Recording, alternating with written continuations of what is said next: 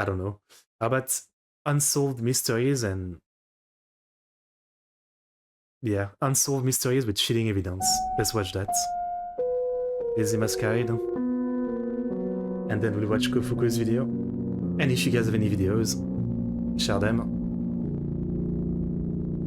Not have any suggestion, yeah?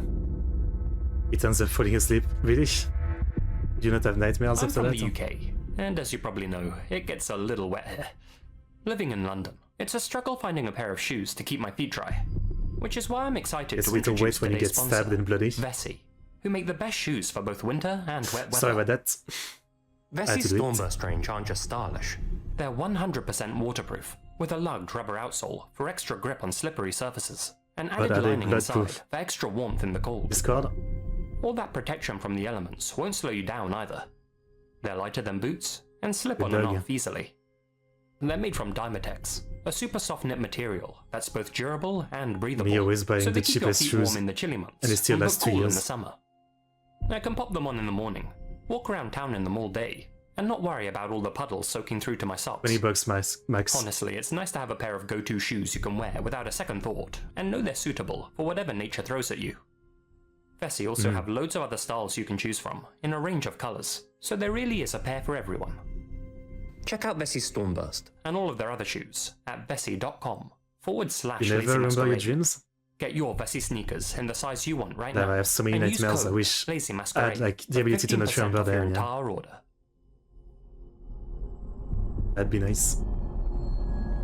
Lee Young-ho in the grip of a snake. On the afternoon of January 29th, 1991, 9-year-old Lee Hyung-ho was seen playing on a park swing set in his home country of South Korea. Hyung-ho often joined his friends at that very same park during his walks home from school, and often stayed there late into the afternoon. Yet, on that particular occasion, one observer noticed that Hyung-ho happened to be playing there all by himself. And little did they know, but that would mark one of the last times he would ever be seen alive. Hyung-ho lived in the affluent Seoul suburb of Gangnam with his father, Lee Yu-shi, who earned a generous salary as a financial executive. At around 8 PM that day, Lee Yu-shi realized that his son still hadn't returned home from school. He and Lee's stepmother went out to look for him, making sure to tick off all their son's usual hangout spots. But the boy was nowhere to be found. It was his began appearance telephoning morning. the parents of Hyung-ho's school friends, Perfect. but when they were told that none of them had seen him, they reported the boy missing. An officer was dispatched to the Lee household in order to take a statement from the couple. Yet, during his visit, there was an unexpected and horrifying development. Okay. The Lee's phone began to ring. When Yu-shi picked it up, a single, Ovidian voice began to hiss on the other end of the line. Lee Hyung-ho is with me. You have 48 hours to raise a ransom of 70 million won. Await further contact, and do not involve the police. Do you understand? Yu-shi replied yes, and the caller hung up. In direct contradiction with the kidnapper's orders, Lee Yu-shi immediately told the visiting officer what had just happened, and after contacting his superiors, Seoul investigators... That's always the question in this case, yeah, like... I mean, it depends, right? Like, if you literally don't have the money, you have to tell the cops, because you can't even do the exchange, but yeah, like, in a case like this, yeah, obviously it would be recommended to contact the police, but at the same time, yeah, like, if you believe that just paying would get your kid back, or your whatever stage back, yeah, I don't know. It's always a complicated decision, I'm sure, because if you choose the cops, to tell the cops, and then the stage dies because of that, you're going to regret all your life, right? Sprang into action. Using a variety of different covers but and same disguises, thing the other way. they outfitted the Lee's home with a number of recording and monitoring devices. Ultimately, though, they were forced to simply sit back and wait for Hyung-ho's captor, whom they began calling the Snake, to contact the house again. The Snake. They didn't have to wait long. On the morning of January 31st, the Lee family received another phone call. Yu-shi immediately recognized the serpent-like voice on the other end of the line. I know you contacted the police. The officers listening in on the phone call were astounded They had taken every precaution to ensure their invisibility. And yet, somehow, this snake was onto them. Li Yuxi took the initiative and insisted that neither he nor his wife had been in contact with law enforcement. Li Hyung-ho's stepmother then chimed in, swearing on her life that they had obeyed his instructions to the letter. When the voice on the other end of the line simply hung up, both the cops and Li's parents descended into a panic. Yeah, this but their isn't lie good. had paid off. The Really? snake's accusation had been a bluff, and the Oh. passionate insistence of the Lees had convinced him that they were playing ball. After around an hour, the snake pulled back and instructed the Lees to deliver the 70 million won to a parking lot near Seoul's Gimpo airport. The Lees immediately did as they were told, loading the cash into the trunk of their car, but not without an added special delivery. Along with the cash, a police officer hid himself in the tiny trunk, just in case a very literal inside man was required to catch the snake. Fair enough. He was joined by a team of undercover cops who tailed the Lees to the airport. Following their arrival, the snake instructed the Lees to travel to Seoul City Hall, then again to a theater on Chungmuro Road. He repeated this process a grand total of 16 times, continuously telling them to meet him at different locations. But in the end, he refused to meet the Lees personally to collect the ransom.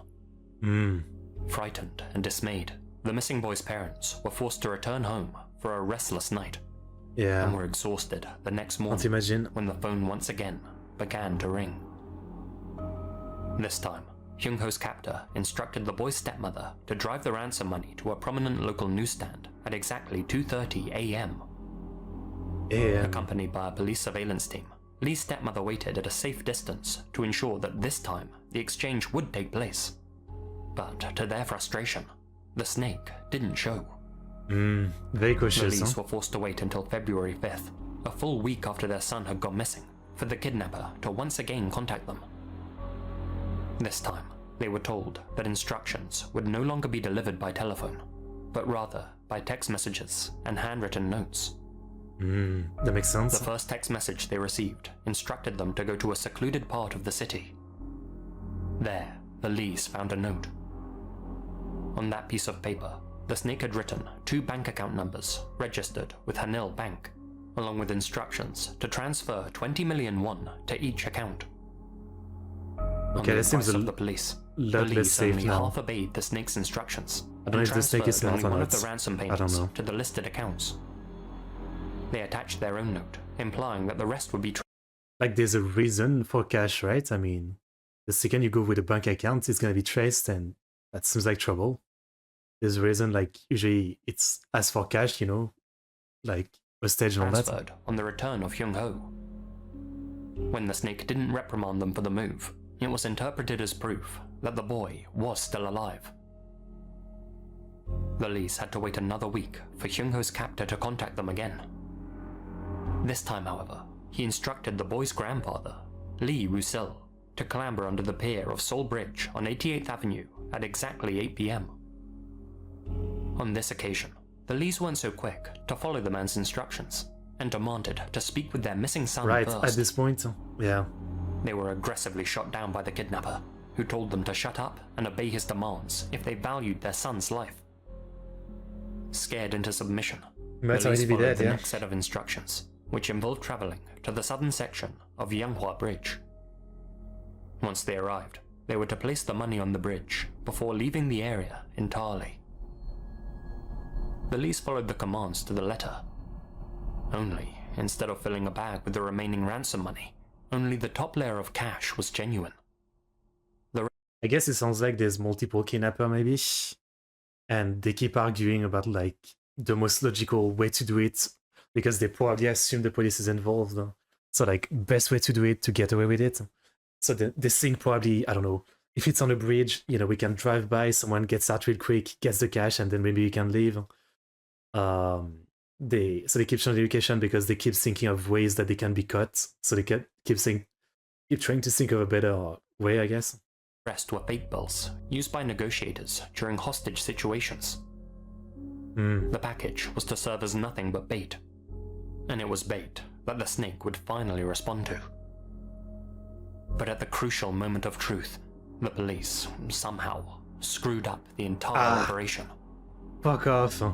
At around 10:15 p.m., just as the vigilance of the police surveillance teams began to slip, the snake drove over to the bridge, grabbed the package, and fled before he could be apprehended. Oh, how you fuck that up? It's a bridge. You can only go like 2 ways. You just need to have cops on like both sides of the bridge undercover, sure, but like, how the fuck do you slip up? Like, you know the exact place to have the camera on to look for someone come up. How do you fuck this up? Like, come on.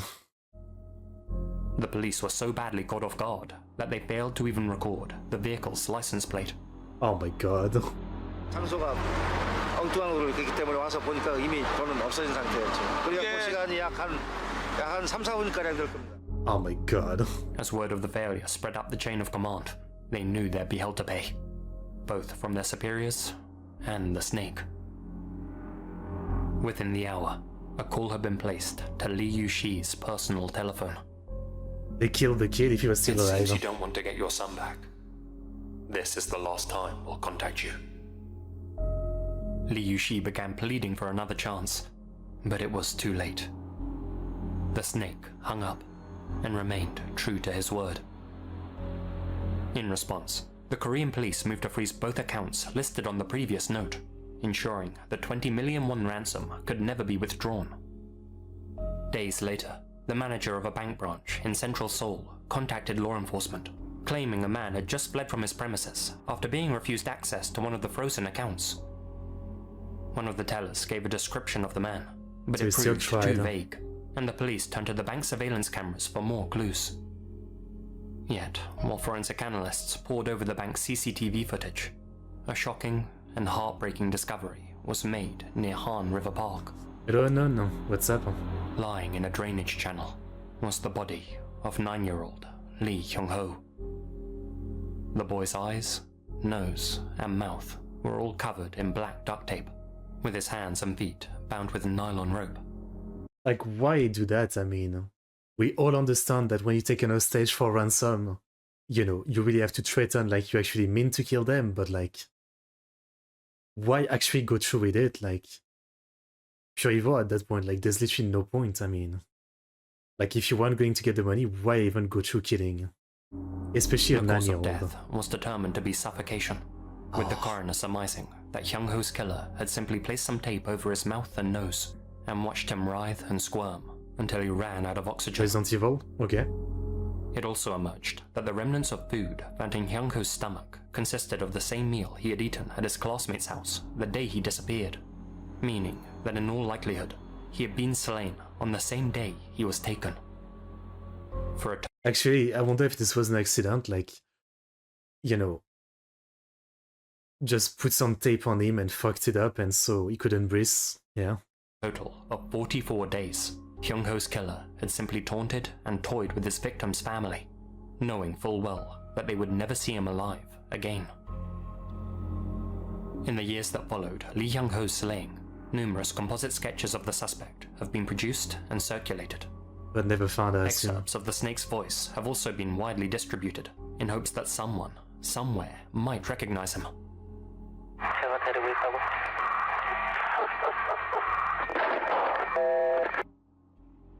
Okay. 400 suspects have since been arrested in connection with Hyung-ho's murder, and almost 30,000 people have been questioned. But shockingly, perhaps the number one suspect is actually Lee Hyung-ho's own uncle. What? It's been rumored that this 29-year-old uncle wished to punish Hyung-ho's father, Lee Yushi, for divorcing his sister and denying her custody of their son. According to a vocal analysis performed by the National Institute of Science in Korea, this maternal uncle's voice was 92% similar to that of the snake's.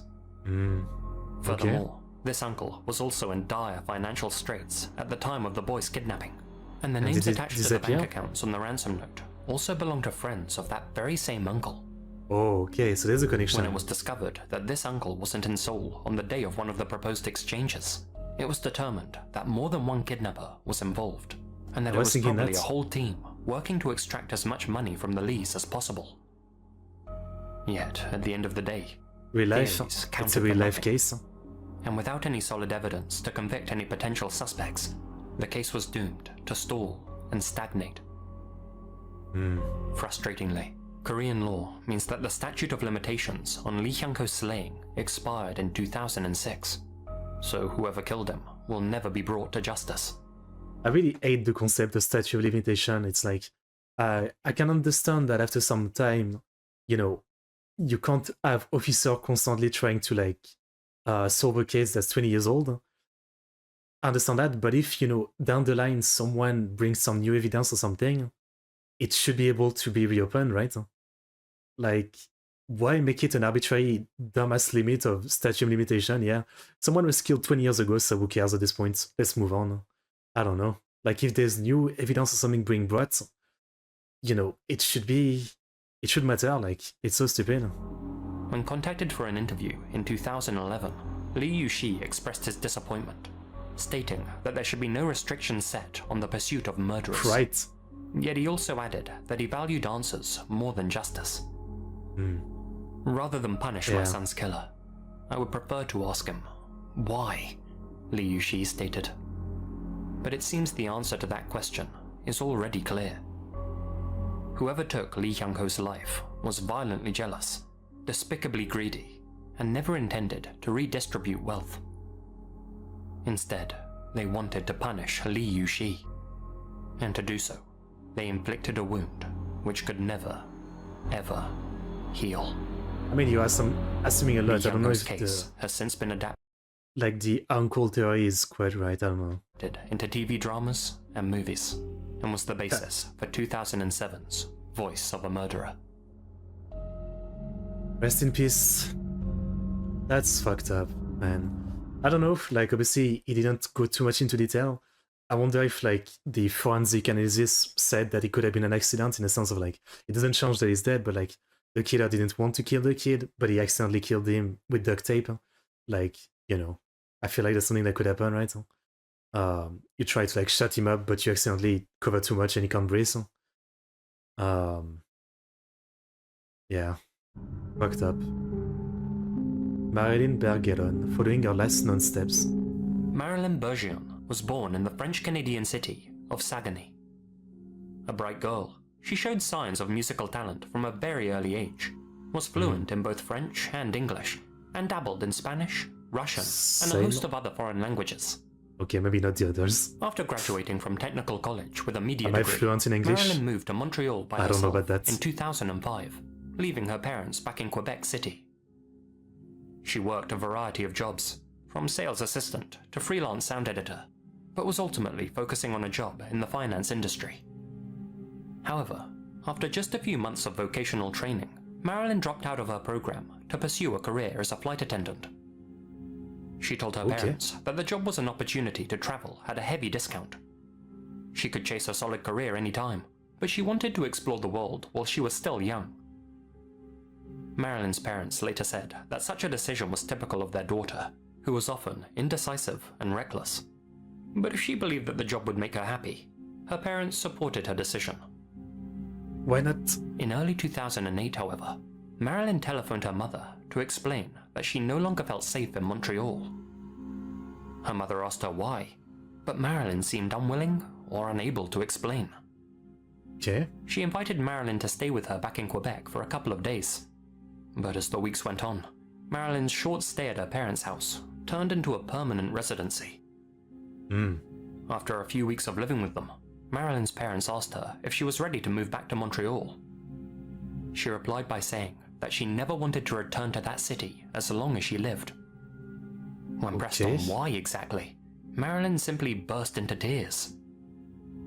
Unable to continue living in ignorance, Marilyn's father demanded to know why she was acting so strangely, but she simply refused to give a straight answer. She only assured her increasingly anxious parents that it wasn't to do with drugs, debt, or a toxic relationship. I hate when people do that. I mean, I understand to an extent, but I hate when people, like, they make such a big deal of there's something wrong, but you have to keep asking, what's wrong? Come on, tell me what's wrong, what's wrong? Like, I hate when people do that. Because most of the time when they hide it, there's literally no reason to hide it. And so they've already like put into you the idea of like there's something wrong, but then they act wrong and they just you really have to be the one to push it so they actually tell you what it is. It's I don't know, like it's always kind of annoying, like especially when it's family. It's like fucking tell me so I can help you. Like it's not that When hard. Marilyn's father asked if anyone had hurt her or attacked her, she suddenly went quiet. Oh. Realizing that he was on the right track, he asked if she had been raped. Oh. At that point, Marilyn erupted into tears before fleeing to her bedroom. I see. Convinced that this was the Did reason I for her talk too behavior, soon? Marilyn's parents offered to help her file a police report and asked if she knew the man. I guess what I meant was for like lesser things. Obviously, I understand that's fucking insanely traumatic. What I was talking about is more for like lesser secret that people, or lesser like problem that people tend to try to keep. And who had attacked her. Yet, to their surprise, Marilyn denied having been attacked at all, and instead told her parents that what she was dealing with was, quote, much, much worse than that. Okay. Over time, Marilyn became increasingly withdrawn, and soon stopped communicating with her parents entirely. In turn, her father began researching therapists who may be able to help her, but his efforts would be in vain. Whatever Marilyn was going through, she had reached her breaking point. Oh boy. On the morning of February 17th, 2008, Marilyn told her parents that she was going for a walk. She was wearing suede boots and a long black overcoat with a grey fake fur trim. The only thing that she took with her was her credit card. She left all other identification at home. That's specific. Just after 11 a.m., Marilyn was caught on CCTV attempting to withdraw $60 from an ATM on the Boulevard de Lumière. Not even a ton of money. Denied the request. Oof. That same security footage shows Marilyn looking over her shoulder several times, as if she was concerned that someone was following her or watching her off camera. When Marilyn... To be honest, isn't it like, well, I mean, I guess in the context of the story, it makes sense. Like she clearly something happened to her. But I was gonna say, like, if you've ever withdrawn money at ATM, like I'd say in most countries, you're kind of worried because all it takes is someone running up or like, looking from afar, running up and just taking the money the second it comes out. I think that's like a classic thing to be scared of at ATM. So you tend to look around. Marilyn went during the next 5 hours remains a mystery. She was next spotted at exactly 4:03 p.m. buying a cup of coffee in Saint-Romuald, a small town just south of Quebec City. The barista at Café de Pau who served her later said that she had an air of sadness about her, but seemed incredibly anxious at the same time.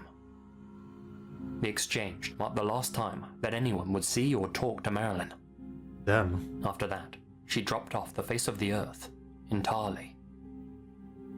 When Marilyn failed to return home that evening, her parents filed a missing persons report and plastered missing posters all over Quebec City, each promising a handsome reward for any information leading to their daughter's safe return.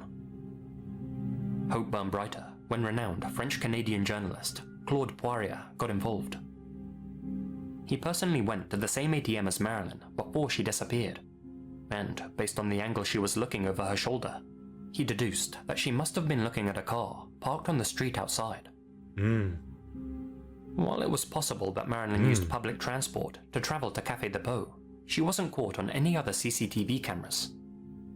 Her sudden appearance at the cafe suggested that someone had given her a ride. Police theorized that this person could be the key to uncovering Marilyn's whereabouts. Question is, who were they? Yeah. In the year following Marilyn's disappearance, the authorities begged witnesses to come forward and went so far as to release the ATM surveillance footage. Sadly, this resulted in no new leads. Local law enforcement found this baffling, since Marilyn had last been seen in well-lit, busy public places. Dozens of people had witnessed her final moments. The CCTV footage was testament to that, but bizarrely, not a single person approached the police with any information whatsoever. At least until early 2010, when Claude Poirier uncovered a promising lead. In January of that year, Monsieur Poirier was contacted by a man who By claimed the way, if it's a French name, it's probably Poirier. Yeah, not Poirier, but I get it. to have seen Marilyn in a place called Hawkesbury, just south of the Ottawa River. He recognized her from the ATM footage, but Like in claimed the that she'd UFC, been living Dustin peacefully in Poirier. Hawkesbury for almost a year. As far as he knew, she was happily in a relationship and appeared to have no idea she was missing or that anyone was looking for her. When officers travelled to Hawkesbury to corroborate the man's story, they showed a photograph of Marilyn to some locals at a diner. Many of them claimed to recognize her, with one of them Okay. even claiming that she had eaten there on more than one occasion. Interesting. Believing they were hot on Marilyn's trail, detectives combed Hawkesbury for any sign of her. After just over a week of searching, with no sign of the young woman, they concluded that she must have moved on.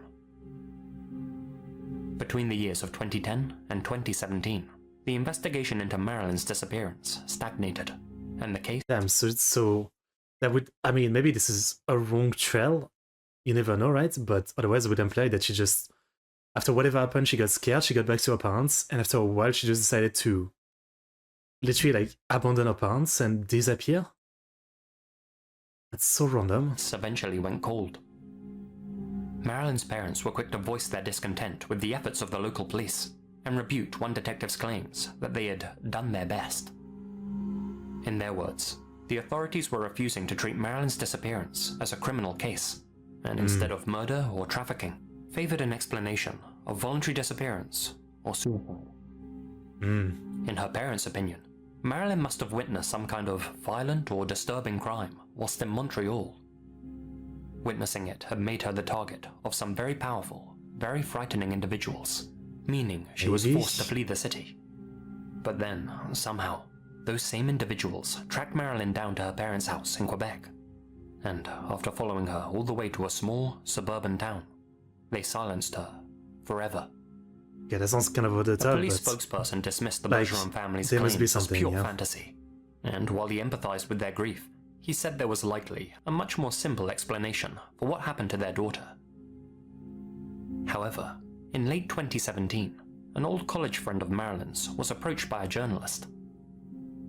This friend, Jonathan Gauthier, claimed to have discussed Marilyn's problems with her in the days prior to her disappearance. okay. Jonathan said that he and Marilyn had planned to attend a party together one evening, when he noticed that same sudden shift in her behavior. After arriving at her apartment to pick her up, Jonathan found Marilyn lying in the dark. When he asked what she was doing, she simply replied, "Thinking." Jonathan Understandable. said that her mood was briefly lifted by the party's celebratory atmosphere, but at some point during the evening, Marilyn became intensely anxious. She begged him to drive her back to her apartment and wept all the way home. Much like her parents, Jonathan assumed that Marilyn had either witnessed a crime or had been attacked.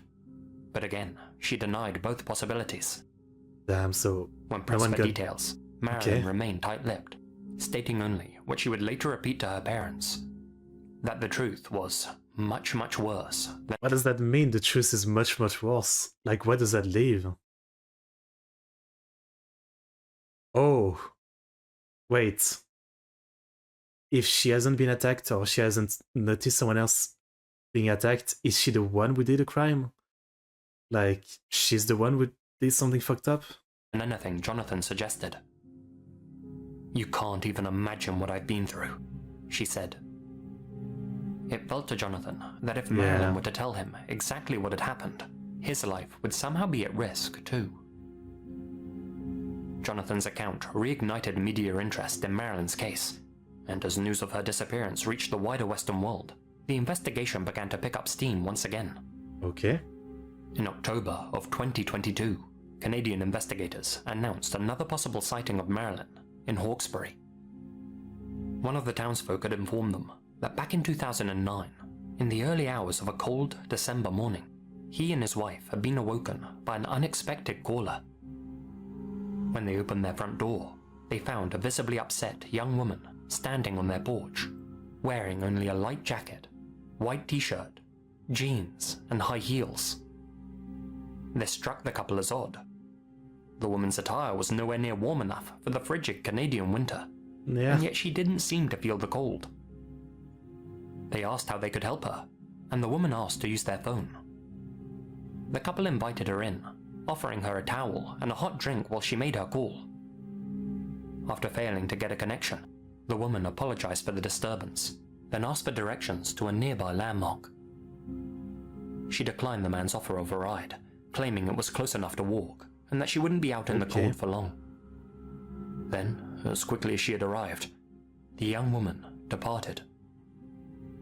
3 months later, the couple came across a newspaper article about Marilyn's disappearance, and instantly recognized her as the woman who had come to their house that night. Only there was one difference. Marilyn had been a blonde on the night that she had called at their home. Ah. Her family have since stated that it wasn't uncommon for Marilyn to change her hair color. But the timing of And again, like, you know, if now the theory of like she did something, so she's running away. Like, you know, she did something fucked up, she came back to her parents to see them one last time, and then she tried to disappear. That would make sense, changing the hair color, yeah? this final dying could hold a deeper significance. If Marilyn feared that she was being followed by someone, she may have changed her hair color to help disguise herself. While Marilyn's family remain convinced that their daughter fell victim to foul play, Canadian detectives are much more open to a theory of voluntary disappearance. Every single day, a surprising amount of people all over the world simply walk away from their lives. Yeah. It could be due to financial problems, personal conflicts, or just general dissatisfaction. But not everyone who goes missing wants to be found. Marilyn's family are also open to the possibility that she is one of those people, having stated, quote, "If she has a new life and wants to be left alone, we will respect that." But the more you read into this case, the more it becomes clear that something deeper and darker is going on here. Yeah. And that Marilyn's disappearance may well have a much more sinister explanation. That's what I was thinking? Let me know your thoughts down below. Oh, you're not theorizing. Okay.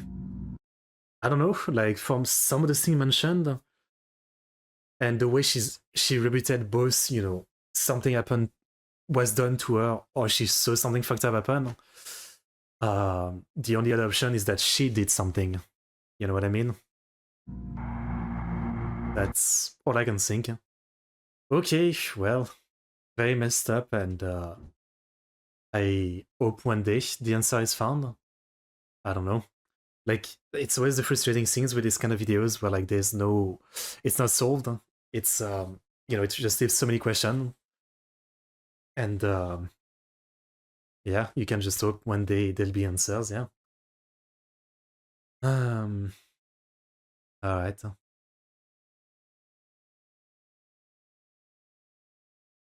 Yeah. Yeah, here we go. Some people are saying exactly the same thing. Like, what if she did something herself? That makes sense. Alright. I don't know, like, it might just be also, I don't know, just like the hardness of life, like the way they presented it. She went from job to job and ideas to ideas.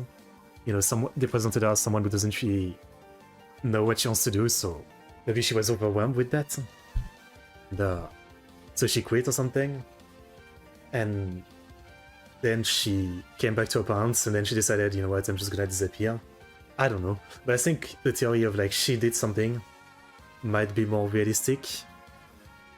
Yeah.